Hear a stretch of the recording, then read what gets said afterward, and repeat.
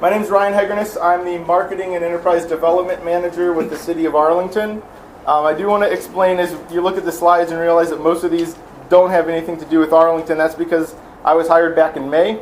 And so a lot of the material I have is actually from my previous position, which was the Assistant Director in Essex Junction, Vermont, which is a completely different environment. Our city was 10,000 people versus Arlington's 380. So I've got a little bit of both in here, but I haven't been here long enough to really have a lot of material from Arlington. So that explains that if that comes up. Also, in the past when I've done this presentation, I've had this trusty manual slide projector that I've used in the past, and it was actually a really cool tool to use to kind of show the contrast of old technology versus new.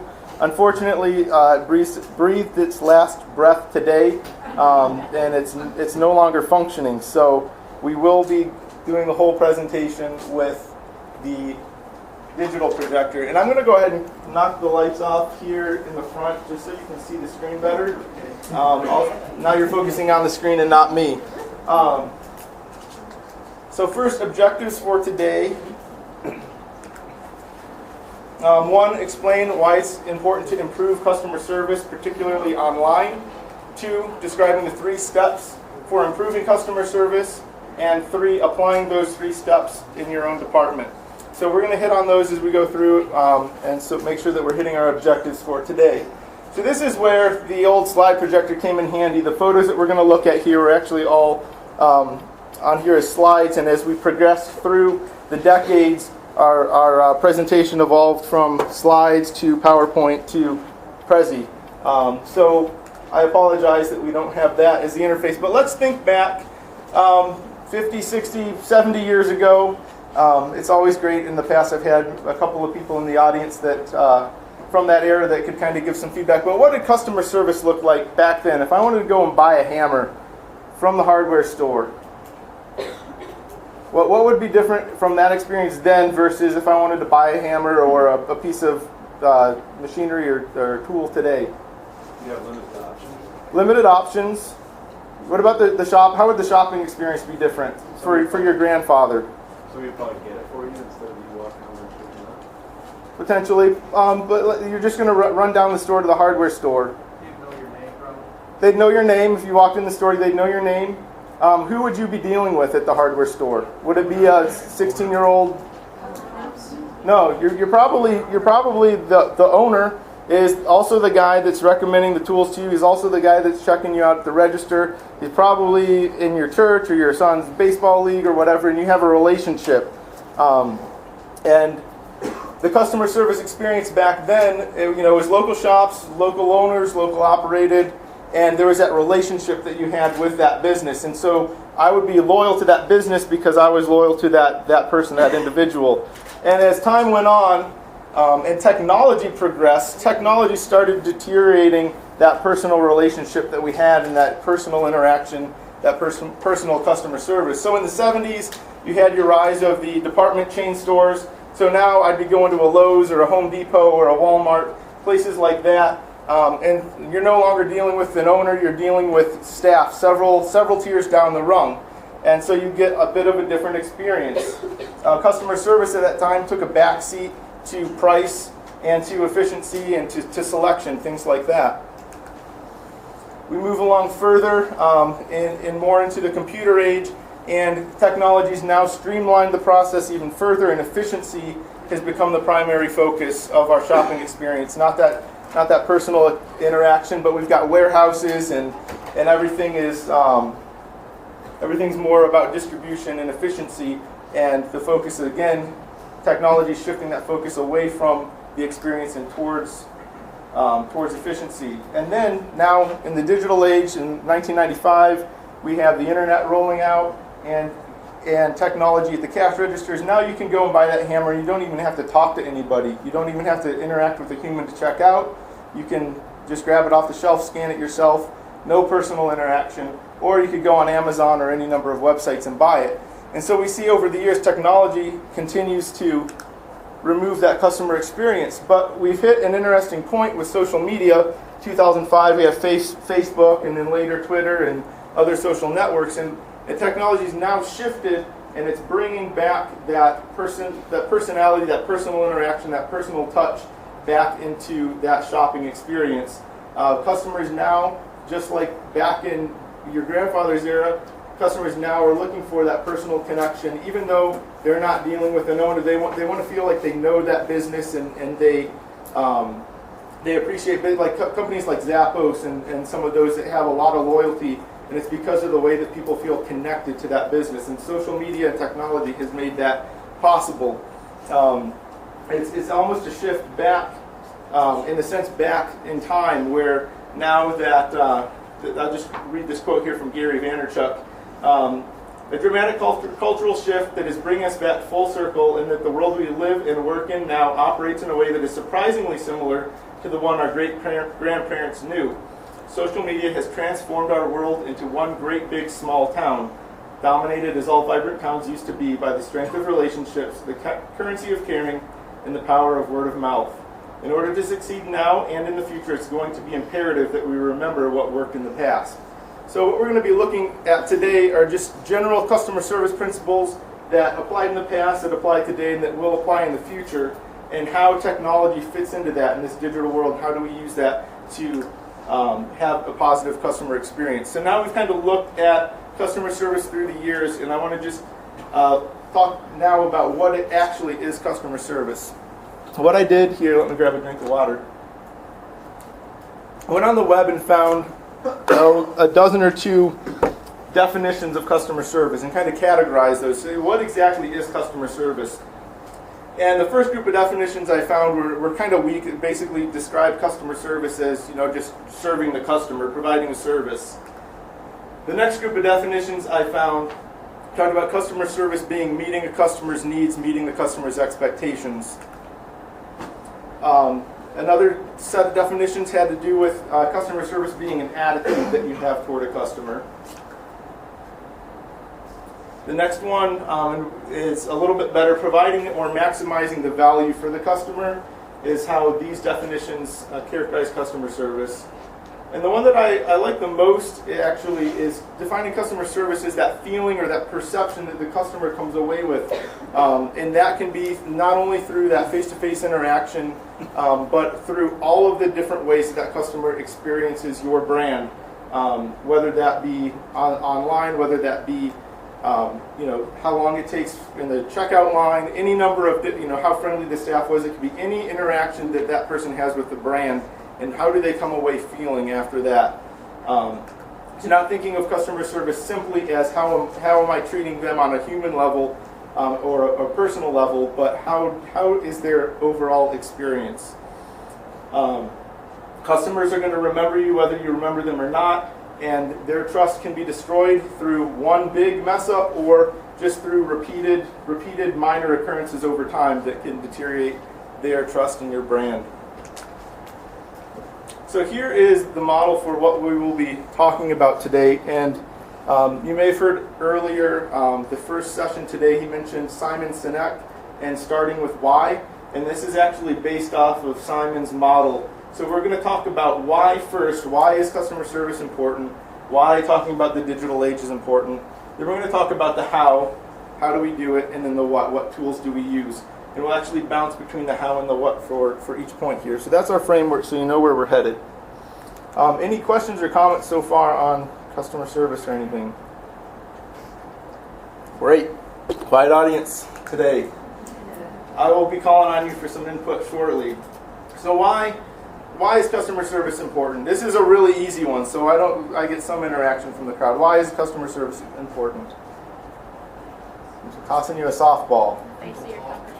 It's the face of your company. People talk to each other. Okay. If they have a bad experience, they're going to tell them. Yeah, if someone has a bad experience, they're going to tell other people.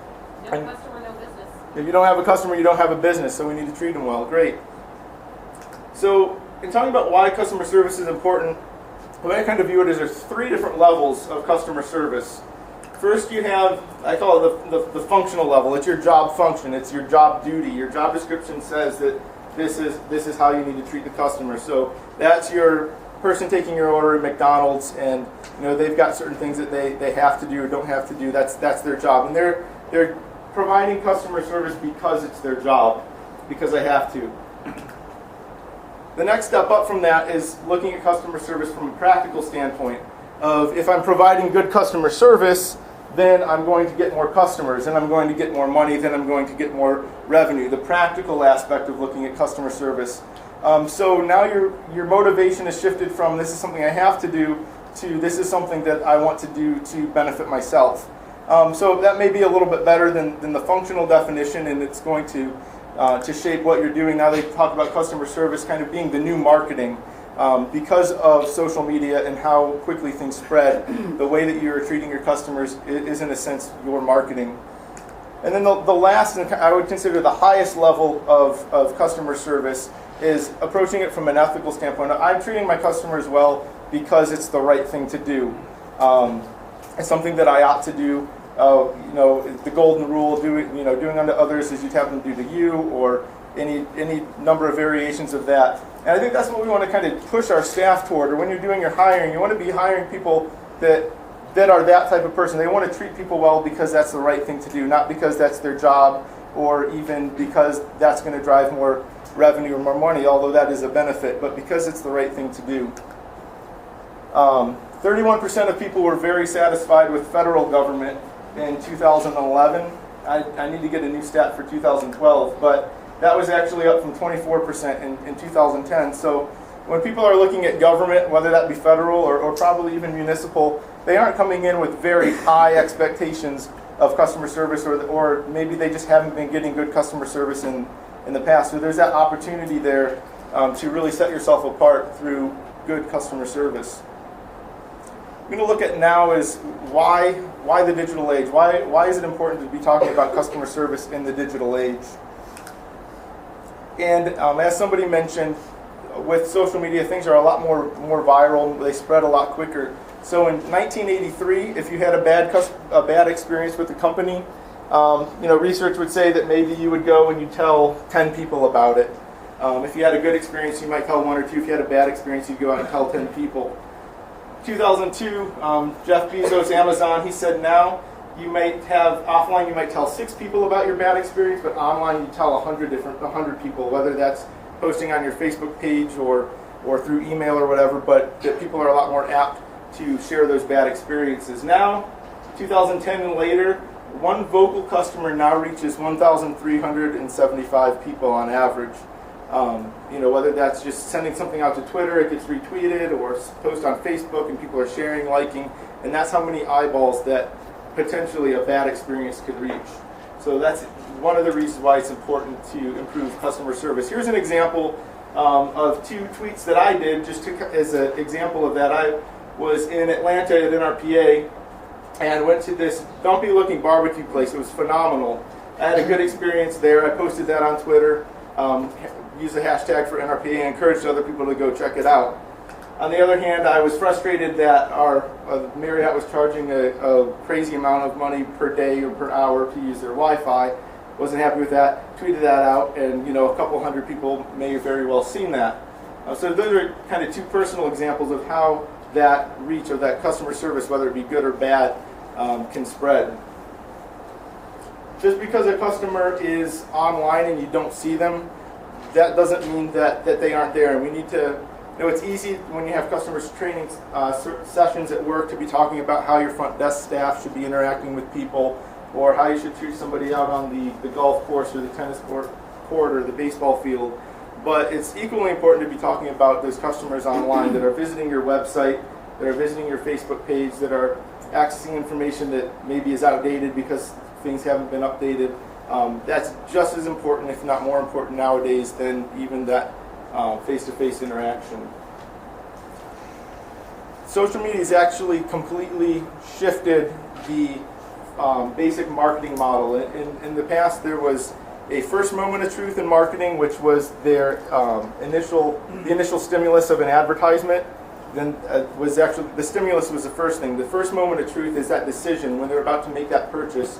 They're standing at the shelf deciding between what cereal, or they're deciding what program to enroll in. That was your first moment of truth. Your second moment of truth was their experience. Google's done a lot of research lately. It's called Zero Moment of Truth. If you actually write that website down, it's zeromomentoftruth.com.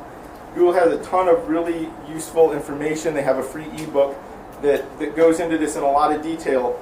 But now when I'm going to make a purchase, rather than just seeing an advertisement on TV and saying, yeah, I need that, and then going to the store and then evaluating which one I'm going to get, I grab it and purchase it. Now, whenever you're making that purchasing decision, people are now going online, checking the review sites, asking their friends on Facebook, searching on Twitter to find out information. Some of these stats are actually really kind of staggering. For example, 83% of moms say that they do online research after seeing TV commercials for products that interest them.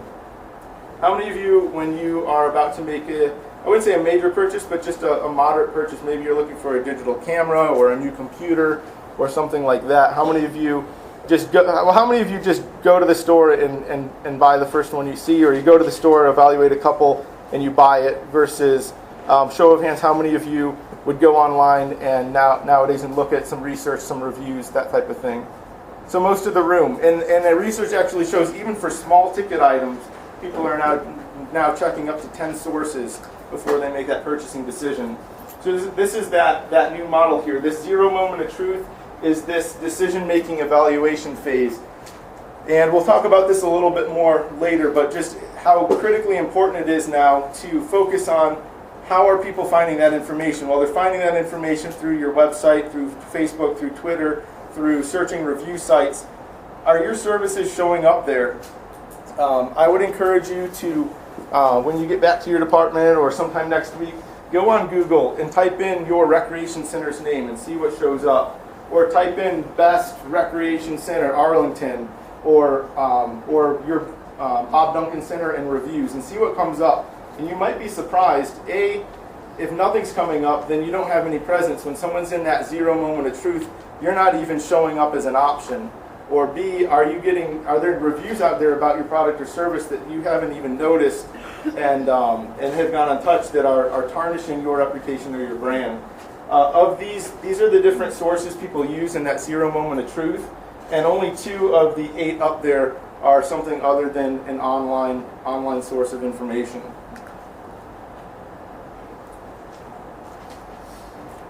This is showing you what's just the importance of that zero moment of truth. It influences people's decision more than the stimulus, more than your advertising efforts, and more than that purchasing decision at the shelf. That evaluation phase is now the most important part of the buying cycle. So as the times change, it's important for us to change with them.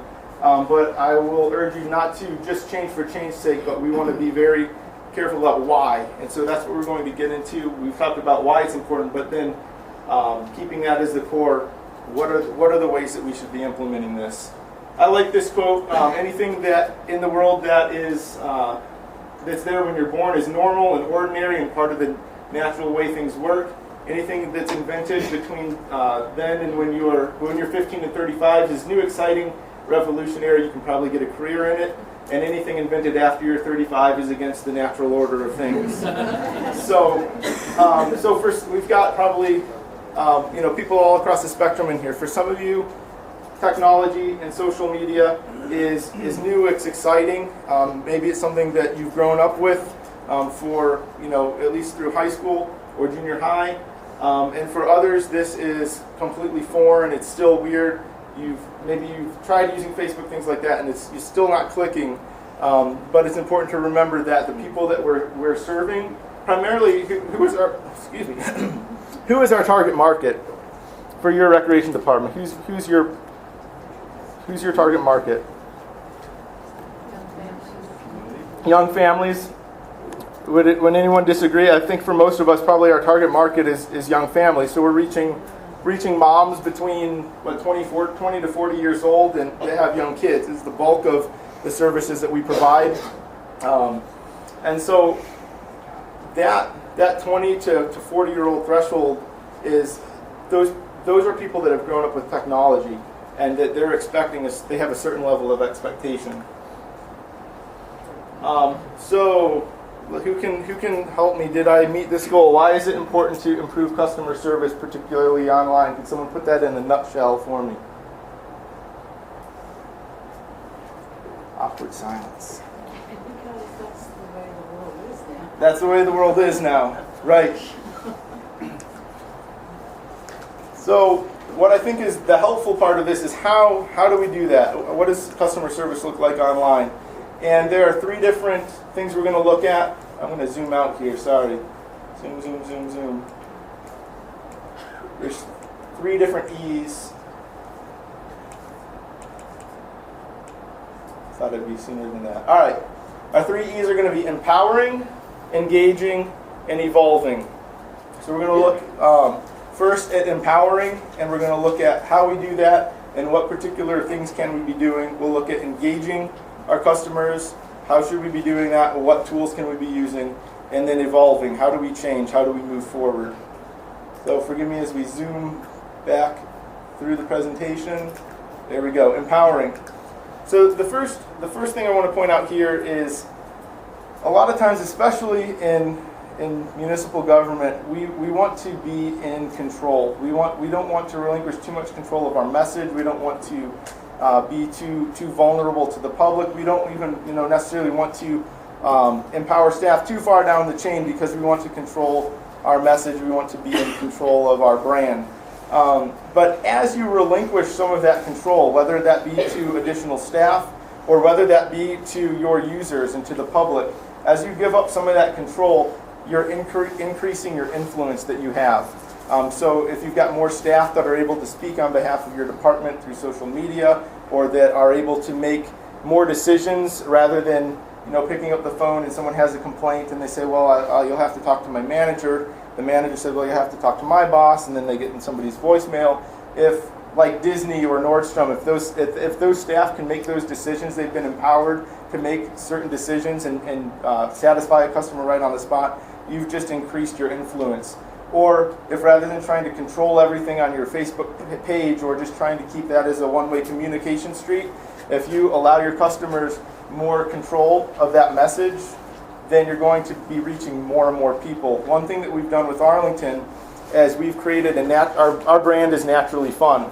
And we've created a Naturally Fun bloggers program where we've reached out to different bloggers in the area and we've asked them to come and partake in our different programs or rec centers and then write about it. So we've just given control of our brand to this blogger so that they can hopefully have a positive experience and share that with the rest of the world. And some of these people one lady has, I think, 25,000 hits per month on her blog. So she's got a large audience of people that she can reach for us. We've relinquished some of our control, and we're reaching a whole different group of people than we could have otherwise. So empowering customers, we want to become a customer-centric organization. So one aspect of that is being accessible. What does accessibility mean to you in the physical world? Not the digital world, but in the real world, what does accessibility mean? Easy access. So obviously we have accessibility in the sense of Americans with Disabilities Act and building accessibility and different codes and things like that. We also have accessibility in the sense of, can people find us? Can people, what are our business hours or operating hours? Can people, when they call, does somebody pick up the phone? How quickly do we respond to them? In the digital world, we also have accessibility. And so I would encourage you to think of social media and think of these review sites as actually having a 1-800 number for your recreation department, a digital 1-800 number. And when somebody goes into Google and they're searching for your park or your recreation center, in a sense, that's like calling an 800 number to your department. And are they getting a dead end? Are they getting no information, or are they actually finding what they're looking for? Here's an example. I looked for actually one of our parks in Arlington. Somebody dialed that 1-800 number to get information on Google about our park. They couldn't find anything. It says, is this just us doing this wrong? Can you just literally not find info on this park? 1 star. Somebody else, I've never worked so hard to find so little useful information. Unfortunately, we didn't have a good presence online for that particular park, and so we've just created a poor customer service experience because they haven't found what they're looking for. We weren't accessible. And then also accessibility in the digital world from the disability standpoint. When somebody is trying to find information on your website, and they have a visual impairment. Can they still read your text, or is it too small, or is the contrast between the colors too difficult, or maybe they can't see, and so that website is actually being read to them? Are they missing out because a lot of your content is inside of a picture and you haven't given it a description, or they're missing out on video content? So we have to keep in mind people that have disabilities and how accessible we are in the digital world as well. W3C is accessibility standards for the web. And we're not going to talk about all of these today. That's not the point of this, but just for you to be aware that there are standards out there that you should be trying to meet so that you are being accessible for people that have different types of impairments or disabilities when they're trying to find your information. Design is another sense of accessibility. Is something well designed? Can they easily figure it out? Or is it too complicated? Have we put out an 80-page report about something when maybe a short infographic would do and would make the information a lot easier to digest? So design is another sense of accessibility when it comes to both print and on the web. So we're going to look at a few different examples of accessibility. First is an example. This was the park that I worked at up in Vermont. When I first got there, this is the main entrance to the park, and it looked like that 24/7. A huge gate and a little gap right here for you to access the park. Is that very accessible? No. Here's another view of that. And so a simple solution, the reason that gate was there was to keep vehicles out, and in the winter keep snowmobiles and things out. So to solve that problem, they put up an 8-foot fence that spanned most of the entrance, where really just putting a couple of posts in here that we could put in and out would solve the problem, make it more accessible. So there's a kind of real-world example of accessibility, or even from design. Here, that when I first arrived there, that was our brand, that was the image of our park. And when just a little bit of paint, signage, and some flowers, you get a completely different experience. So how does that work in the digital world or in the print world? Here is a kind of executive summary of a survey that we'd put out. We had a dispute in our village about who was going to govern the recreation department. Was it going to be the school district, who currently was, or was it going to be the town? It actually came down to a lawsuit. It was ugly. But part of that process is we put a survey out to see what did the citizens want, because nobody else was really interested in what the citizens wanted. And so this is the data. This is the same data put in a much more easy to digest format. And that's just having someone that takes an hour or two to think about how can we design this information so that somebody can easily understand it. And clearly, one is a lot easier on the eyes, a lot easier to immediately pick up the trend than the other. On the web, are you consistent in your branding throughout your different sites? So we have here, that didn't do what I thought. There it is, laser. Website, newsletter sign-up form, email newsletter, YouTube channel, Twitter, some surveys that we put out. What do you notice about all of those? Same colors, some similar design elements throughout, so that you know whether when you're on the website and you jump to our Twitter page or to YouTube or to SlideShare to wherever, that you know that it's the same brand, it's the same company. People could spot something on the screen and know immediately that's Essex Junction Recreation and Parks. And we're working on that with Arlington and a new website design and some new print design and things to maybe not to the extent of using the exact same colors everywhere, but using the same branding elements and things like that so that we are accessible and that people can easily identify us and we can maintain that brand. Accessibility also on devices. Pull up your recreation center or your city's website on your iPhone. How easy is it to read? For some, I'm going to assume that it's very difficult because it's not formatted for a tablet or for a phone, where others, maybe that have been developed a little more recently, are a lot easier to understand online. So that's one aspect of accessibility that's really important now. With more and more people using mobile devices, you've got to have your content accessible in that format. One easy workaround, rather than hiring a developer or creating your own responsive website, a product called Conduit Mobile. When I used it, it was in its beta form, and it was actually free to use. I think they have a free version and a paid version now. But these are all this is all Conduit Mobile, and you plug in your website information, just your RSS feed. You plug in your Facebook information, Twitter, any of those accounts, and it just automatically generates a mobile format of all of your information in one place. So that's one option. Another is if you're looking to do a website redesign, make sure that the person you're working with on that is going to make that mobile friendly, whether that is a completely separate mobile site or a mobile app, or what's the trend now is creating a responsive website, which means that the site reformats itself based on the screen resolution so that it's an appropriate interface wherever you are. Accessibility, again, someone's dialing up that 1-800 number for your department on Google. They're searching for a park. Are you showing up? So you've got sites like Google Plus, Google Places, Foursquare. These are all different avenues where you can be listing your park, listing your information, so that when they're looking, they can find, oh, that's a 52-acre park. It's got an aquatic center, basketball courts, et cetera, et cetera, et cetera. Here's some pictures. 7 people have left tips about it.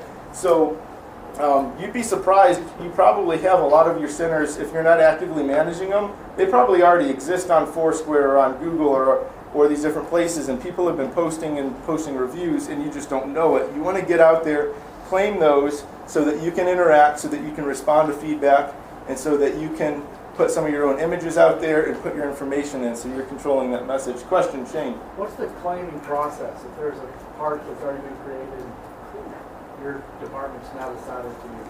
Okay, good question. So if a park's already been created, chances are that, like for example on Foursquare, I can create a venue, but I can't actually be the manager of it unless you go through a process of either them mailing you a postcard to that business address, and then you take that code and plug it in online, or through a phone call, so that they can verify that you actually are the owner of that business. So if somebody's already created that, you would there'll be a little link in there that says, are you the manager of Stovall Park? And you can click there and then go through whatever. It's different for the different sites, whether it's Foursquare or Google or Facebook, but to verify that you are the owner, and then you can become the manager of that site.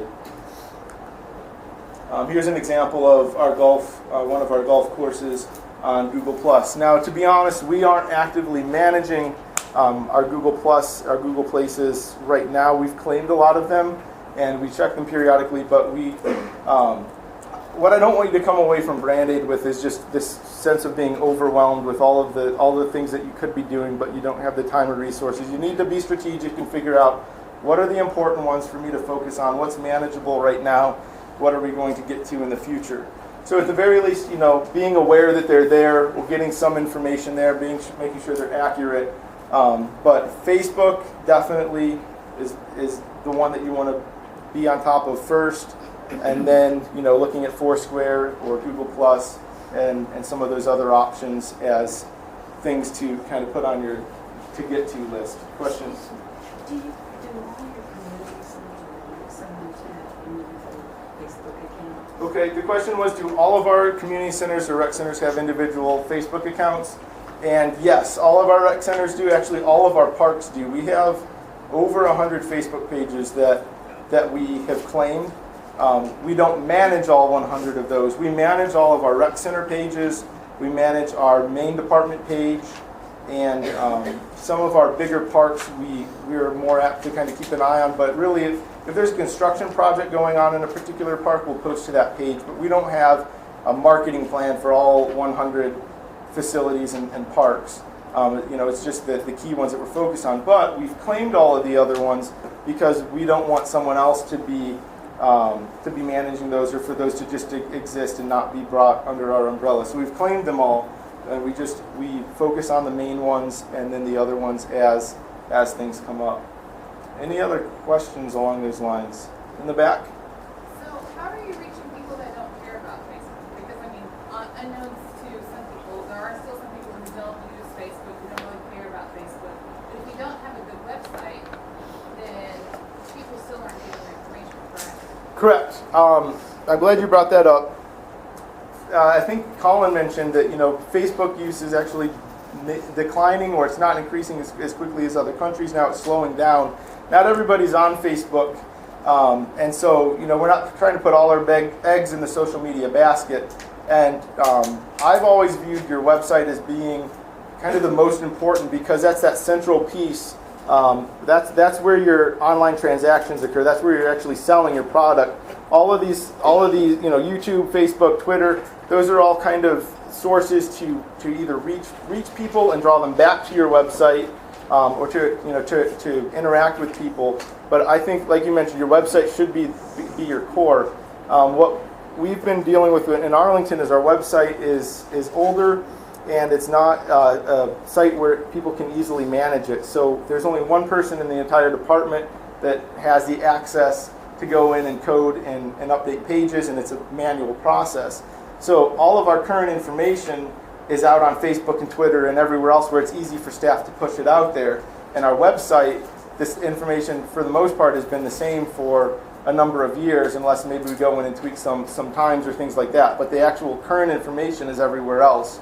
So we're trying to shift that with our new site design that hopefully comes out in March, where the website is a central place that we're creating that content and then pushing it out to those social channels, trying to draw people back to the site as that core place to find information. And again, you don't want to exclude people that aren't up, that aren't on computers at all. We still do print publications for our program guides, for our part guides, things like that. It's there's just a lot more avenues to reach people, but you can't neglect the old yet. We've cut back on our print, but we haven't eliminated that. Other examples of accessibility: if you're not showing up when you're searching for your park or facility, one option is to add that to Google so that does show up. Or if you're not showing up high in the listings because other golf courses are showing up, they have better SEO, you can purchase advertising through Google. It's surprisingly affordable, so that when somebody's searching for your center or your golf course, your information is coming up and you're only paying pennies a click. It'll depend on how much competition you have, but that's one way to guarantee that you are showing up in the search results. So that's accessibility. Next is transparency.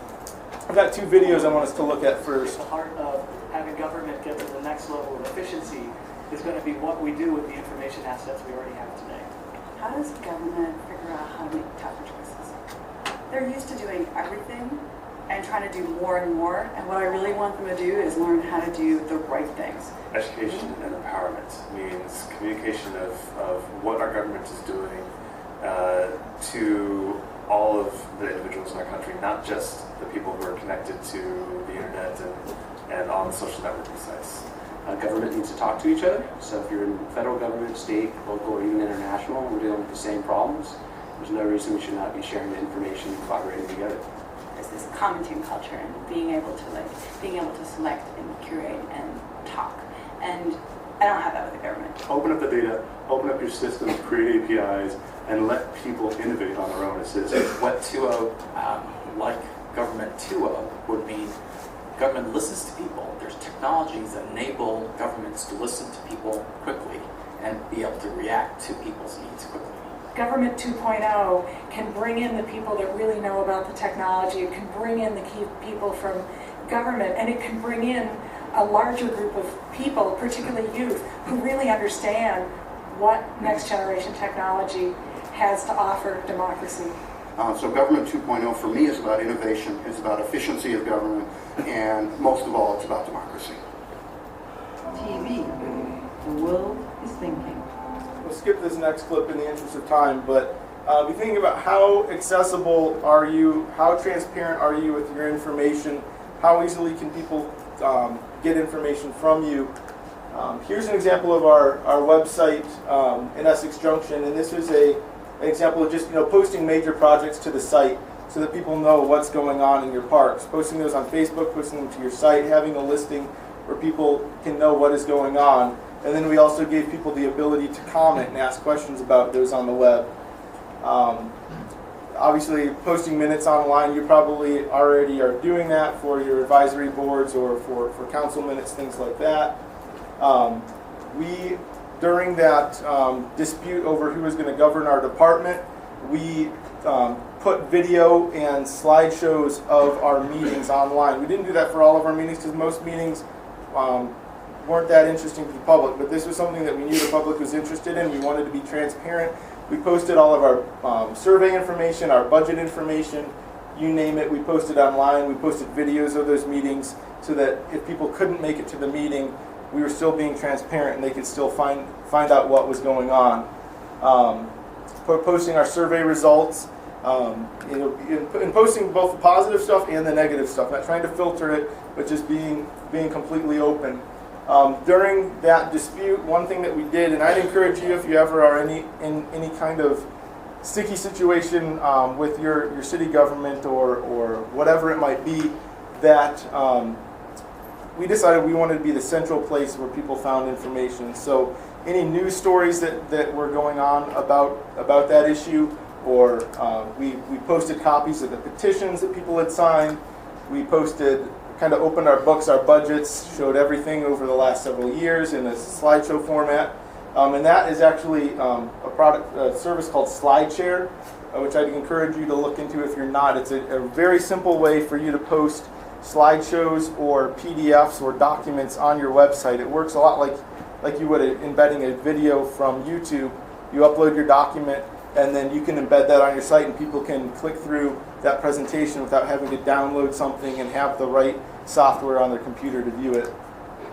All of the news articles from the TV, from the newspapers, all of that went on that site. So there was one central area where people could find everything they wanted on that issue. The next step, and we got to move along quickly here, is being open, being vulnerable, not trying, like I've mentioned before, trying to control your brand and trying to kind of put those walls up, but being open to your customers, both positive and getting that negative feedback and not being resistant to that. Customers are looking for validation, they're looking for an emotional connection, and they're looking for a place to vent, and that's okay. The important thing is that you're there and willing to dialogue with them to meet their needs, or to explain your side publicly, because if you're not there, they're just going to vent anyway, and you're just not going to be part of the conversation. Unhappy customers are a great source of learning. So this was a clip that from a document from, you don't get to see the whole thing, from our village. The city manager, they were debating, this was only a year or two ago, and they were debating whether they should be on Facebook or not. And the statement in here that I want to highlight says, we need to define what we are trying to use the Facebook for. 1, to get info from our citizens, or 2, to enter a discussion with the public. And basically the decision was, we want to use Facebook to get information to people, but we don't have the time for a discussion with the public. So they were looking to use Facebook as a one-way street. And the service is there, people are using it. You've got to be willing to engage. You can't just try to dictate your message.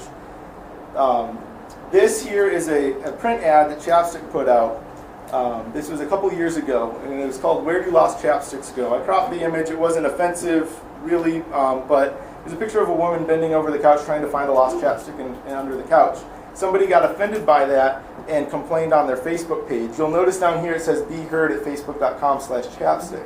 So she complained because of the way it was portraying women, and Facebook tried to censor her post and delete it.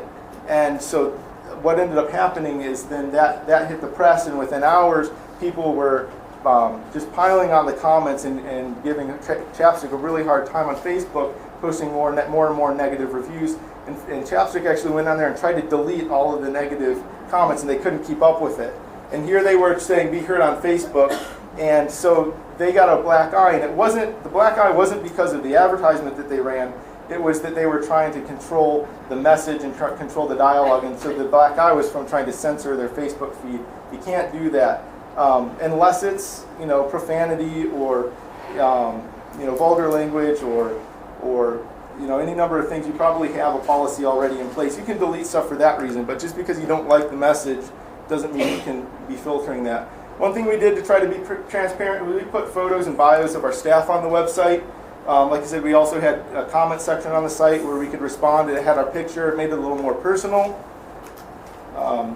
And then giving people the ability to, to review or to write reviews on your services, to share the information, etc. And in the interest of time, we'll keep going. Another option to be more transparent, to better engage with your public, is to use services like User Voice or Get Satisfaction. These are both geared a little bit more towards businesses, but it's an opportunity for the public to put suggestions online and vote on those so that you can look through and find out what the public is wanting from you. Here's Get Satisfaction. And it has options for asking questions and getting responses. The one that's probably more appropriate from a municipal level is called Mind Mixer, and this is actually built for cities and for schools where people can engage with their city online. They can suggest improvements, they can suggest different policies, they can weigh in and vote on budget issues, different things like that, so that you can engage more with your citizens. Because really, who's showing up to your city council meetings? Just a handful of people that are upset about a particular issue. This gives you the opportunity to engage with the entire city, and obviously you're not going to be reaching everybody. You're excluding people that aren't comfortable posting online, but you're reaching a lot more people than just the people that show up to your meeting, and so you can have additional data to use when you're making those decisions. Any questions on any of that? Yes? Is your city is Facebook readily available on all the computers? Because I know for our employees? For employees? Unfortunately, it is not. But the employees that need it, there's different, they've just decided who needs social media access, who doesn't. And if somebody, that's working at a rec center and we want them involved on Facebook, we have a form that we fill out and it gets, signed and turned in, and then IT will grant them access to Facebook and social media. There's also a separate checkbox for whether they can get, video or whether they can get completely unfiltered access. So the people that need it have it, but the people that don't need to be surfing Facebook and things during work hours. They don't have that access. So empowering our employees. I already mentioned, whether your employees have the ability to make decisions or whether they've got to send people up the chain to make those decisions later. Do you have a lot of policies in place that are encouraging your staff to just say no to people, or is there a little leeway where they can make some concessions and make a customer happy? This is from Nordstrom. The minute you come up with a rule, you give an employee a reason to say no to a customer. That's the reason that we hate rules. And Nordstrom is known for their customer service, and that's the way that they view saying no, empowering their employees. So one thing that Best Buy did to empower their employees, they have the 12th Force, where every Best Buy employee is an advocate for Best Buy on Twitter and can respond to customers' questions, and Best Buy's kind of given away some of their brand and some of their control to every employee nationwide that can post on behalf of Best Buy and answer those questions and create a better customer experience. Disney, their philosophy, they allow the employee to fix the problem on the spot. Then the employee is asked to report the problem and the solution to their supervisor so that they can later review the situation together and critique what they did and how they might do it different in the future. But the important thing is they allow their employees for certain things to go ahead and fix that problem, rather than saying no, or here's my manager's email address, call him and sort it out. Another thing that we're looking to do with our website is giving some of that control to our employees where they can create their own content. And this doesn't make a whole lot of sense here, but this is actually just a form that we use where we can decide whether an employee has the ability to edit items or post comments or add new items, and what particular areas of the site do they have access to post to. So we're giving up some control, but we're also creating different limitations and checks and balances so that we can still manage that. Hootsuite's a tool where you could have multiple employees using one social media account, but you can still know who the employee is that was responding to a particular question, or you can delegate some of those questions to different staff members and kind of manage all your social networks in one place. And this is a video from, I think from Australia, about government use of social media.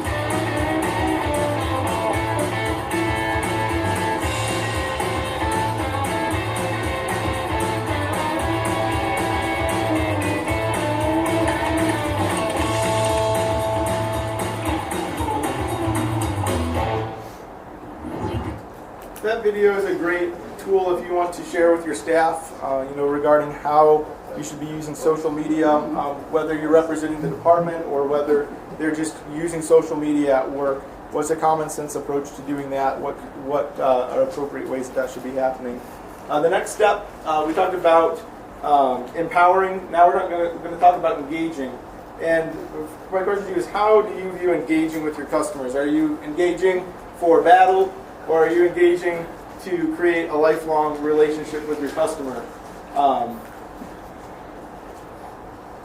So engaging is not just about us talking to them, but it's about listening to our customers and hearing what they have to say. This quote here from Seth Godin, the best time to engage with the customer is when they're upset, when everything's falling apart. Outrage doesn't take a day off. It's important to be monitoring your channels, to be monitoring your pages, and to be responding to upset customers. People don't judge you on the basis of your mistakes. They judge you on how do you respond to them. So go ahead and own up to making a mistake. Be personal about it. Say you're sorry. Don't use words like we and the department. Be personal about it. I'm very sorry for this situation, or this is our fault. Don't feel like you've got to put up all this protection. People see right through that. Be real about it. Own up to it. Say you're sorry, and see what you can do to make it better. And people will respect that. So how does that look on Facebook? That's responding to comments. You shouldn't post something and see 20 comments and none of them are your department responding to them. It should be a back and forth conversation. People asking you questions, they need a timely response. Does anyone know if there will be soccer tonight? Well, if I don't respond to that for 3 days, then that's not very helpful to that individual. So engaging is not just how we engage, but how timely are we in doing that. Moving on here. Engaging, that could be comments on your website, it could be comments on Facebook, it could be comments on Twitter. Here's one of my favorite examples was a lady who forgot to bring her kids to swim lesson. Now unfortunately, our staff didn't contact her and it had been a couple of days. So that was a separate issue and a separate conversation we had. But she posted on Twitter and she's just distressed that her kids missed the swim lesson she paid for, or at least they'd missed the bulk of them. And the thing worth noting is she didn't mention our department by name or link to us, but she was a follower of us and we were following her on Twitter and monitoring that channel. So I saw that she was mentioning a swim lesson and I know that she follows our department. I wonder if that was our swim lesson. I found out that it was and contacted her with a direct message saying it's never too late to join and call me so that we can work this out. And it turned into a very negative thing for her, and that we weren't even aware of if it weren't for Twitter. She's regained her kids' affection, and she posts to the world about her social media wins for the day, and we've just made a customer's day who was distressed. We ended up working it out so her kids could get into some different lessons, and she was actually a pretty popular blogger in the area that had couple thousand followers on Twitter. So other people are seeing this, and she's got that influence that also affects our brand. Skip this. The next step then is evolving. How do we move forward? And the thing I mentioned already that I want you to take away is you want to do this with a purpose. You need to be purposeful. Don't go away overwhelmed, but think about what are the key things, what are the 2 or 3 things that we can focus on now to further our department, not trying to do everything at once. And so the thing you want to be thinking about is the user experience, your customer experience, and what tools can you use to enhance that. What new functionality, what are the tools you need. Just different quotes from different people from the technology world about how important design is and the decisions that you make. Steve Jobs, if a user's having a problem, it's our problem. So we shouldn't, somebody complains about our website and we say, well, they shouldn't be using Internet Explorer. That's the worst browser in the world. And if they were using a different browser, if it was a newer browser, then they would have a better experience. And it's their fault that they couldn't read our site well. Well, maybe they should be up with the times and not using Internet Explorer 5 or 6 or whatever. But that's not their fault. We need to figure out how can we improve that experience across the board for all of our users. Bill Gates, his quote here is just basically saying that using new technology is either going to magnify the things that you're doing well and the things you're doing right, or it's going to magnify the things you're doing wrong, or magnify your inefficiencies. So technology isn't a solution in and of itself, it's a tool. An example of that is QR codes. How many of you use these on a regular basis? I see maybe 4 hands in the audience. QR codes aren't necessarily bad or good, but I think a lot of people jumped on the QR code bandwagon and started placing them everywhere because it's a new technology, it's a cool technology. And so QR codes have shown up in the most bizarre places. Billboards on the highway? Really? It's happened. I saw a QR code the other day on the back of a truck. I guess, if the truck's parked, then somebody might scan it, but I hope people aren't driving down the road trying to scan QR codes. There's all kinds of bizarre places that these have shown up.